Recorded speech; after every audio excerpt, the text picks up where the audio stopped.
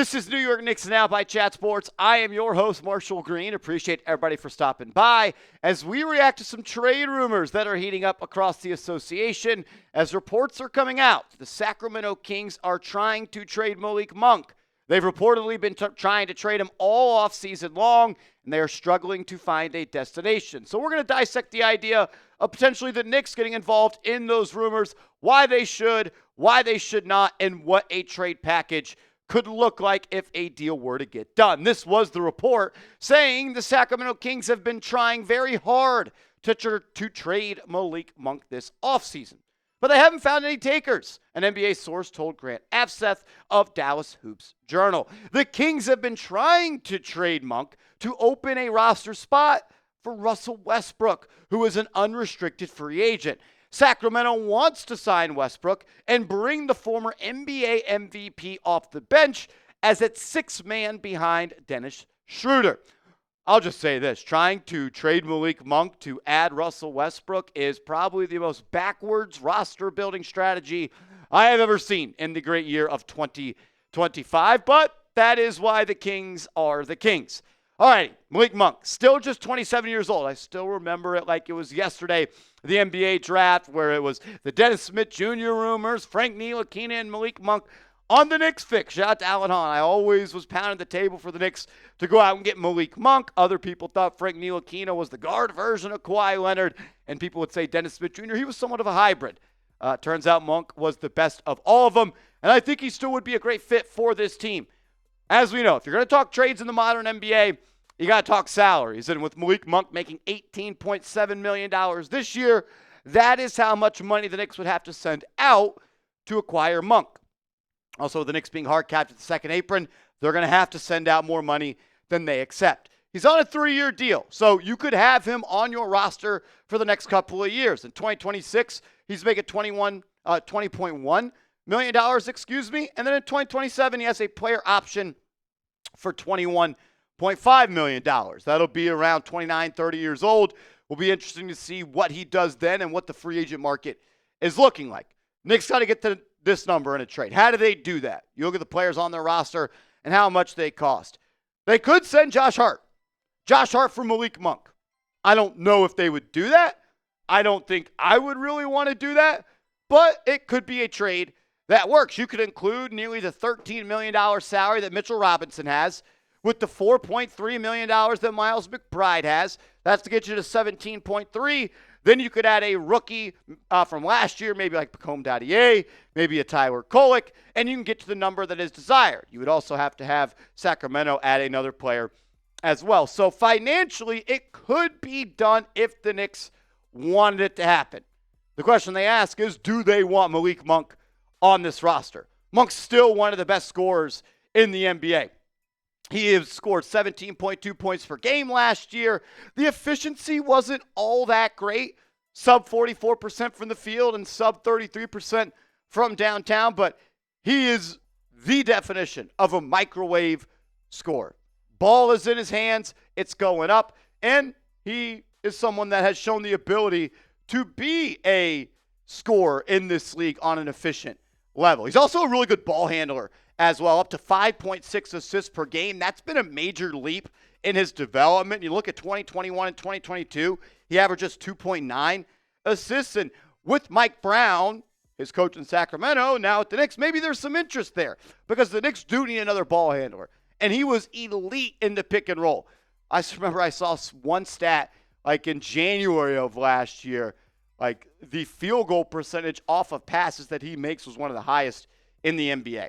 It was an insane number. I can't remember exactly what it was. But another playmaker, nonetheless. And with an offense and a team that really only has Jalen Brunson and I guess you could say Tyler Kolek that creates plays for others, I don't hate the idea of adding Monk to be that super ball handler off the bench, play alongside Brunson a little bit, and be a better and younger version of Jordan Clarkson and what we're hoping to get out of him. I got a couple more thoughts on this trade idea, and we'll give you some trade scenarios coming up in a second. But make sure you're subscribed because the Knicks do trade for Malik Monk. They make another move. They sign that 14th roster spot player. We are going to make a video. So subscribe, turn those notifications on, and lock us in here on the channel. Why should the Knicks trade for Malik Monk? Let's talk about it. The reason number one is the bench scoring. Like, this is one of the best bench scorers in the NBA. We know that was a major problem for the New York Knicks last year. They did kind of target that this offseason by going out and signing Gershon Yabusele. He's a good scorer off the bench. He was for the Philadelphia 76ers.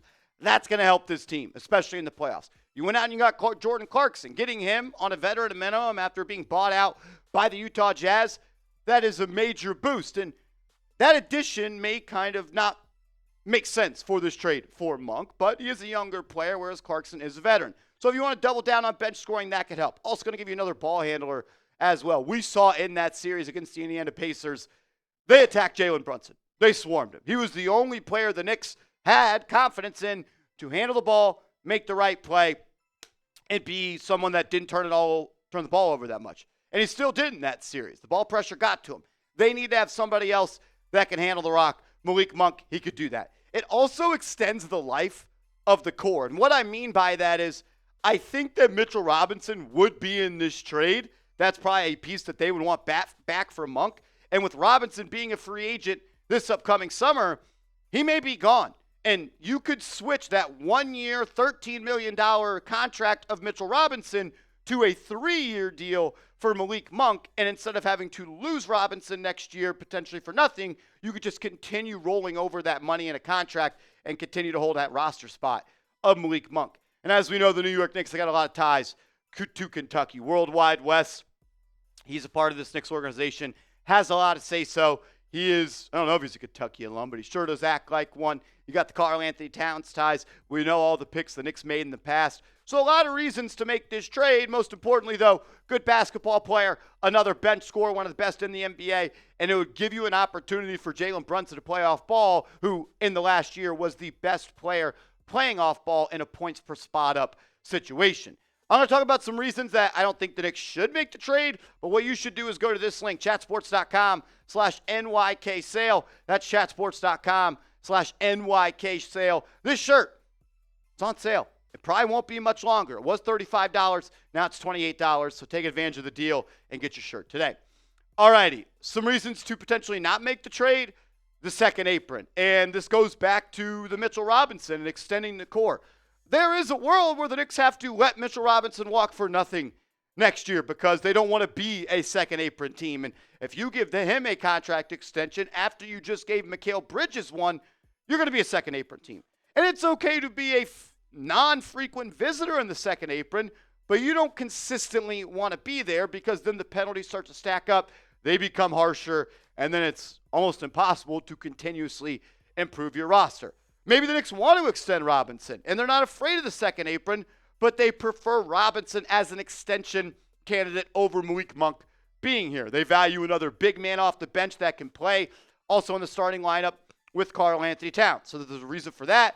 And maybe Mike Brown, his former coach for the Sacramento Kings, they don't have the best relationship, or he doesn't think he is the best fit on this roster. I think there's more reasons to make the trade than not. But at the end of the day, I don't think it's really all that likely, as I think this core is set. But hey, I've learned to never say never in the Leon Rose era for the Knicks. I'll open up the comment section to you. Do you think the Knicks should trade for Malik Monk? Type T for trade, type D for decline, and make sure you are following me on social media. I'm on Twitter. I'm on Instagram @MarshallGreen_.